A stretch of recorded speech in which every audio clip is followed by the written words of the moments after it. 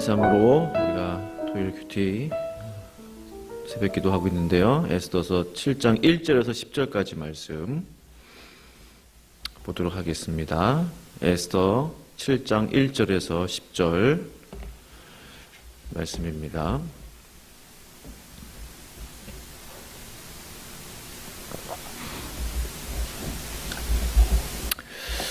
찾으신 줄 알고 우리 7장 1절부터 저와 함께 교독하시겠습니다. 왕이 하만과 함께 또 왕후 에스더의 잔치에 가니라.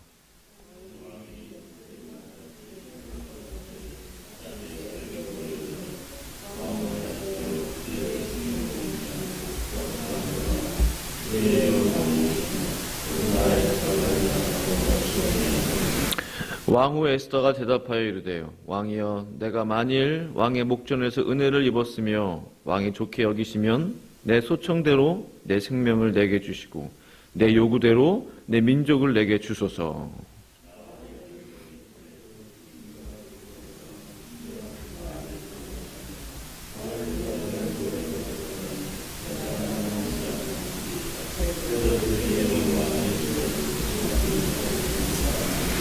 아하수에로 왕이 왕후 에스더에게 말하여 이르되 감히 이런 일을 심중에 품은 자가 누구며 그가 어디 있느냐 하니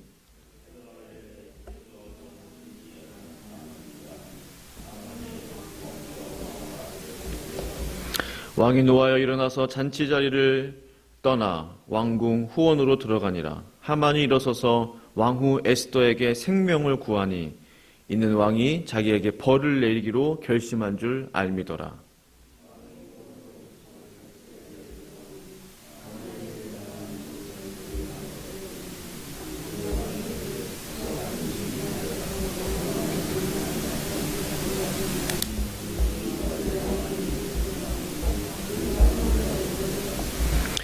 왕을 모신 내시 중에 하르보나가 왕에게 아뢰되 왕을 위하여 충성된 말로 고발한 모르드게를 달고자 하여 하만이 높이가 50규빗 되는 나무를 준비하였는데 이제 그 나무가 하만의 집에 섰나이다.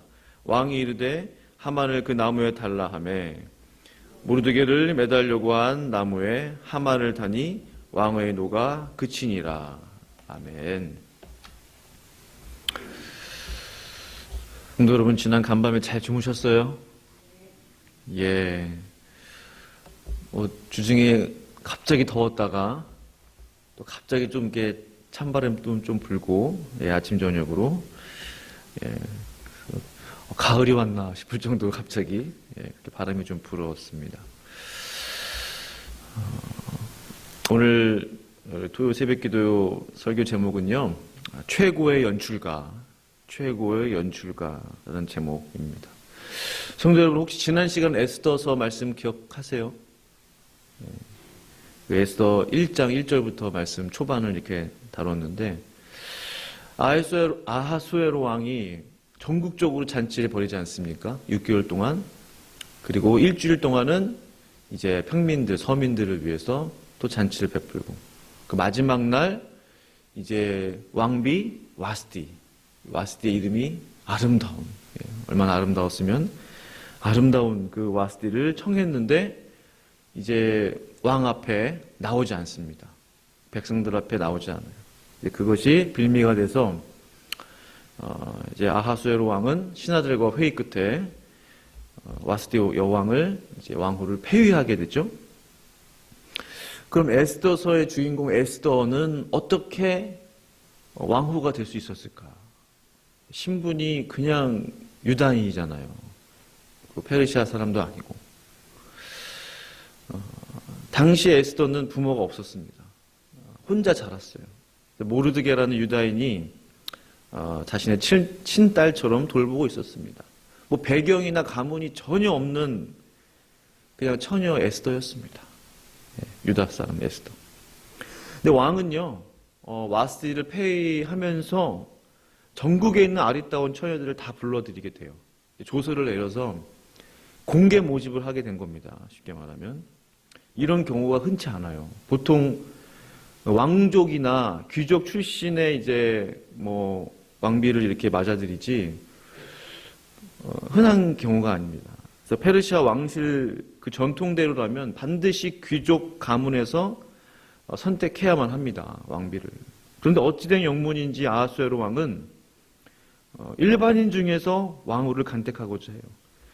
신분 같은 거를 별로 보지도 않아요. 그냥 처녀고 아리따고 추천을 받은 자면 다 이제 오게 합니다. 물론 그 중에서 골랐겠죠. 왕에게 이제 왕후가 되기 그 후궁이 되기 전에 미리 그런 단계들이 있었을 겁니다.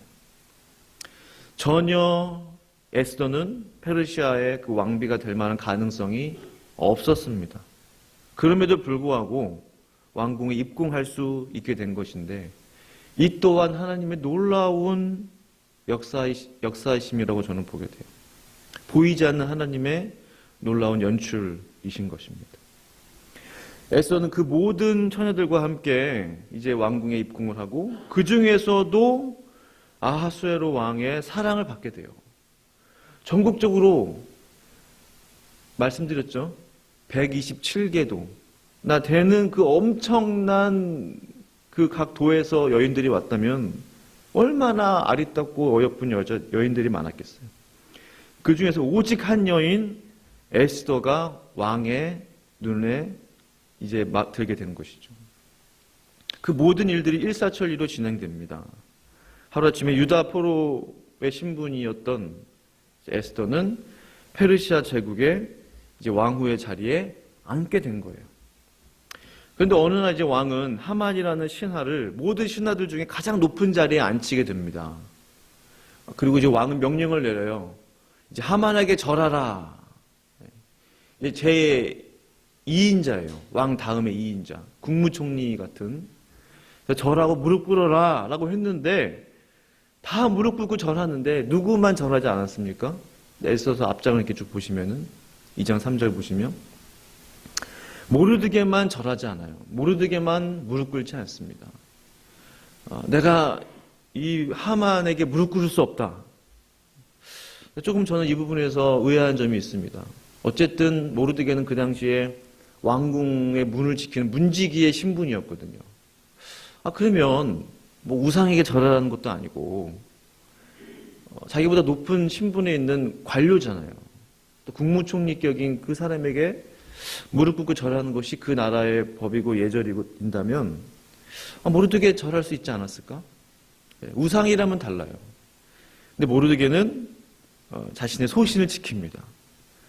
여러 신하들이 가서 찾아왔다고 그랬어요. 제발 무릎 꿇어라. 하만 앞에. 근데 모르드게는 꿈쩍도 하지 않고 있습니다. 이 일이 빌미가 돼서 이제 하만이 그 모르드게를 포함한 모든 유다 민족을 말살시키기로 결정을 해요. 그 계략을 짜게 됩니다. 하루아침에 다 죽게 된 거예요. 조서를 이제 받게 돼요. 왕의 조서가 있어야 되잖아요. 그래서 감원 이설로 또 뇌물을 주면서 이제 왕의 그 조서를 받기 위해서 그 반지를 받아야 되는데 그거를 이제 하사받게 되고 이제 유다 민족을 모두 말살시킨 그 정책에 왕의 이제 인장 반지를 찍게 됩니다. 이 소식을 이제 모르드게가 알게 되죠. 그래서 이제 자신의 딸처럼 키웠던 에스더, 이제 왕비잖아요. 왕후잖아요. 다음에 편지를 띄우게 돼요. 그 내용이 에스더 4장 13절에 기록되어 있죠. 모르드게가 그를 시켜 에스더에게 화답하되 너는 왕궁에 있으니 모든 유다인 중에 홀로 목숨을 건지리라 생각하지 말라. 너도 죽게 될 것이다. 이제 그런 내용이죠. 이때 네가 만일 잠잠하여 말이 없으면 유다인은 다른 데로 말미암아 노임과 구원을 얻으려니와 너와 내 아버지 집은 멸망하리라. 내가 왕후의 자리를 얻은 것이 이때를 위함이 아닌지 누가 알겠느냐 하니. 모르드게는 자신의 신앙적 절개를 지키기 위해 또 민족적 자존심을 지키기 위해 하만에게 절하지 않았어요. 이것 때문에 모두가 죽게 되었어요. 그런데 혹시 전능하신 하나님께서 이때를 위해서 하나님의 그 약속, 언약의 말씀이 이루어지려면 유다 민족이 다 죽으면 안 되잖아요. 다시 이제 본국으로 송환돼야 되지 않습니까? 이제 포로들을 송환하는 그런 놀라운 역사가 이제 앞으로 있어야 되는데 이제 그걸 하나님 막으시지 않았는가라는 거죠. 이때를 위해서 에스더 너를 이 페르시아 제국의 왕으로 세운 것이 아니겠느냐. 이 모르드게의 이 말은 사실이에요. 만약에 에스더가 왕비의 자리에 오르지 않았다면 민족 전체는 사실 죽을 수밖에 없어요. 구할 수 있는 방법이 도무지 없습니다. 이미 왕의 인장 반지가 찍혔고 조선은 내려줬고 누가 그것을 막을 수 있단 말이에요. 하나님은 우리가 알 수 없고 생각할 수도 없는 그 놀라운 일들을 위해서 당신의 사람들을 미리미리 준비시키시는 그런 하나님이세요. 에스더는 삼촌 모르드게에게 다음의 편지로 화답을 하죠. 4장 16절에 당신은 가서 수산에 있는 유다인을 다 모으고 나를 위하여 금식하되 밤낮 3일을 먹지도 말고 마시지도 마소서. 나도 나의 시녀와 더불어 이렇게 금식한 후에 규례를 어기고 왕에게 나아가리니 죽으면 죽으리이다 하니라. 그 유명한 죽으면 죽으리이다 말씀이죠. 에스더는 그렇게 3일을 금식한 후에 왕에게로 나아갑니다. 당시에는 왕이 부르지도 않았는데 왕 앞에 나아간다는 것은 목숨을 건 것과 마찬가지였죠. 그야말로 에스더는 목숨을 걸고 왕 앞에 나아갔어요. 3일을 완전히 온 금식을 하고 나아갔으니 얼마나 그 모습이 가련해 보였겠어요. 왕이 갑자기 나타난 에스더를 보고 사랑스러운 마음이 들게 되었다고 했어요. 이 또한 하나님의 역사하심이 아니었는가. 감히 내가 부르지도 않은데 나오다니 이게 아니고 보자마자 사랑스러운 마음이 들었다는 거예요. 급히 왕비를 부르게 됩니다. 에스더여, 당신의 소원이 무엇이냐? 나라의 절반이라도 주겠노라. 이 질문도 참으로 놀라워요. 왜 갑자기 나왔습니까? 뭐 이런 게 아니고 나라를 주겠다, 절반이라도 주겠다라는 말을 갑자기 하는 거예요. 에스더가 아무 말도 안 했는데. 정말 하나님의 역사하심입니다. 하나님의 역사하심. 에스더는 바로 자신의 소원을 이야기하지 않아요. 왕을 위해 잔치를 베풀겠으니 이 잔치에 나와달라는 거예요. 누구와 함께요? 하만과 함께. 그래서 하만과 함께 왕의 잔치에 참여하게 돼요. 왕이 아주 궁금한 거예요. 도대체 무슨 얘기를 하려고 이 잔치까지 베풀어서. 에스더여, 당신의 소원이 무엇입니까? 나라의 절반이라도 주겠습니다. 에스더는 말하지 않아요. 내일 다시 잔치를 열겠다는 거예요. 그때 오시면, 하만과 오시면 그때 제가 하고 싶은 말을 하겠습니다. 근데 그날 밤, 첫 번째 잔치를 마친 그날 밤 아하수에로 왕은 밤에 잠을 이루지 못합니다. 어떻게 밤에 잠을 이루지 못했을까? 이 또한 하나님의 역사하심이에요. 이 또한. 그 내용이 6장 1절 2절 말씀이죠. 그날 밤에 왕이 잠이 오지 아니하므로 명령하여 잠이 오지 않으면 음식을 먹든지 풍악을 울려라 하든지 방법이 많잖아요. 근데 놀랍게도 역대 일기를 가져다가 읽어라. 그 따분하잖아요. 그거를 읽으라는 거예요. 역대 일기를. 그 속에 기록하기를 문을 지키던 왕의 두 넷이 빅다나와 데레스가 아하수에로 왕을 암살하려는 음모를 모르드게가 고발하였다 하였는지라. 그 내용을 읽는 거예요. 그 역대 일기에 기록된 내용을. 아하수에로 왕이 가만히 듣고 있다가 혹시 그 나를 암살하려고 했던 자를 고발했던 그 모르드게에게 상을 내렸냐? 아무 상을 내리지 않았다는 거예요. 자신을 암살하려고 했던 그 음모를 밝혀낸 모르드게에게 아무런 상을 그 당시에 내리지 않았던 거예요. 그 일이요. 왕후 에스더가 이제 왕후가 된 지 얼마 되지 않아서 그런 일이 일어났거든요. 근데 놀랍게도 왕은 그 당시에 모르드게에게 상을 내리지 않아요. 왜 상을 내리지 않았을까? 이 역시도 하나님의 놀라운 섭리예요. 하나님의 놀라운 간섭하심입니다. 왕이 그러면 상을 내려야지. 근데 또 그 마침 하만이 왕의 뜰에 딱 나타나요. 참 영화의 한 장면입니다. 모든 게 딱딱 들어맞아요. 왜 나타나요, 하만이? 모르드게를 매달아 죽이기 위해서, 그것을 허락받기 위해서 왕 앞에 나타난 거예요. 그날 밤에. 타이밍이 참으로 절묘합니다. 근데 왕은 마침 나타난 하만에게 그 말을 하는 거예요. 내가 말이야 역대 그 일기를 듣고 있다가 이런 그런 내용들은 다 얘기하지 않지만, 내가 어떤 사람을 존귀하게 해주고 싶은데 어떻게 하면 좋겠느냐. 이 말은 사실 모르드게를 염두하고 한 말이죠. 하만은 본인에게 상을 내리는 줄 알고 왕께서 그 사람을 존귀하게 해주시기 위해서는 왕의 옷을 입히시고 왕의 왕관을 쓰고 왕이 타시는 말을 타게 하고 백성들 앞에 가서 왕께서 존귀하게 여기는 사람입니다 막 선포하고 외치라는 거예요. 그러면 그 사람을 존귀하게 여기시는 줄 알겠습니다. 하만은 속으로 자신이 그 이제 상을 받을 줄로 알고 왕의 영광을 차지하려고 했던 그 하만의 교만한 마음이 여실히 드러나게 된 것이죠. 왕은 하만의 그 말대로, 네 말대로 그대로 행하라. 그 상을 누가 받아요? 모르드게가 다 받게 됩니다. 그리고 둘째 날이 됐어요.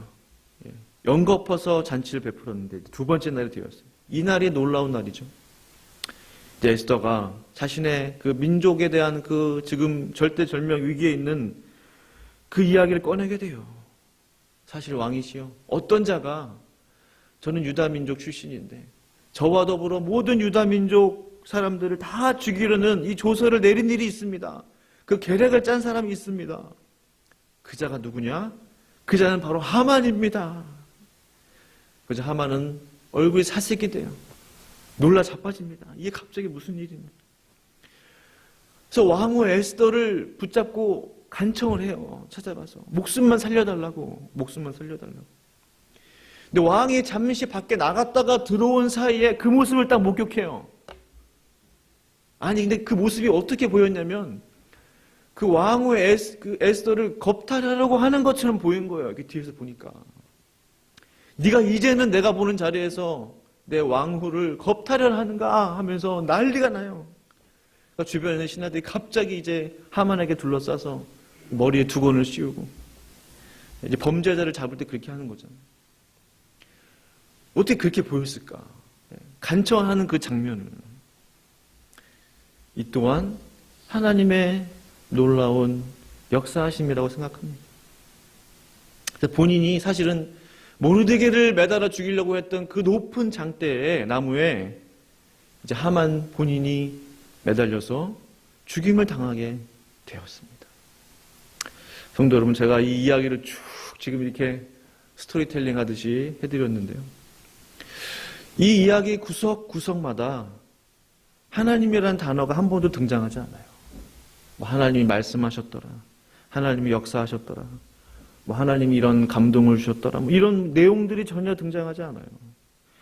그러나 하나님은 이 모든 사건 순간순간 속에서 역사하고 계셨다는 사실이에요. 하나님은 그 어느 때보다도, 제가 보기엔 그 어느 때보다도 사람들과의 그 관계 속에서, 사람들과의 그 대화 속에서, 왕과 신하의 대화 속에서 역사하고 계셨어요. 그 왕의 생각을 하나님이 사로잡으셨어요. 그 입술의 말들을 하나님이 주관하고 계셨어요. 이로 보건대 하나님의 역사는 나의 모든 삶의 모든 순간순간 속에서 나타나고 계신다고 저는 확신합니다. 놀라운 기적만이 짠하고 뭔가 막 죽은 사람이 살아나는 것만이 하나님의 기적이 아닌 거예요. 뭔가 우리 눈에 번쩍 띄는 놀라운 일들만이 하나님의 역사가 아니라 나의 모든 삶의 순간순간들이 하나님의 역사하심이라는 것을 고백합니다.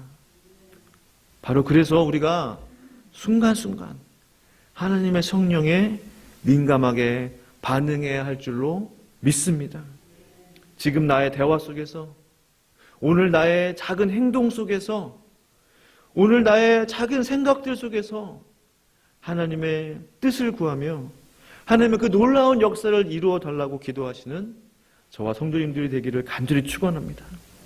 최고의 연출가, 히스토리 메이커, 그 하나님을 영원히 찬양합니다. 함께 기도하시겠습니다.